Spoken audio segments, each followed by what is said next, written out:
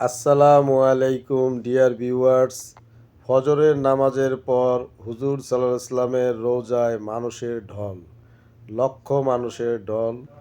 ফজরের নামাজের পরে হুজুর সাল্লাল্লাহু আলাইহি সাল্লামের রওজা জিয়ারত করার জন্য সবাই সারিবদ্ধভাবে হাজার হাজার লক্ষ লক্ষ মানুষ দাঁড়িয়ে আছে ওনার রওজায় সালাম পেশ করার জন্য। আমিও সেই মানুষের ঢলে একজন। দাঁড়িয়ে আছি, অপেক্ষায় আছি হুজুর সাল্লাল্লাহু আলাইহি সাল্লামকে সালাম দেওয়ার জন্য, এক নজর ওনার রওজা দেখার জন্য, চোখ জুড়ানোর জন্য দাঁড়িয়ে আছি শীতল হাওয়ার মধ্যে। বেহেশত থেকে এই হাওয়াটি আসে, একটি শীতল হাওয়া আমাদের শরীর প্রাণ জুড়িয়ে যায়।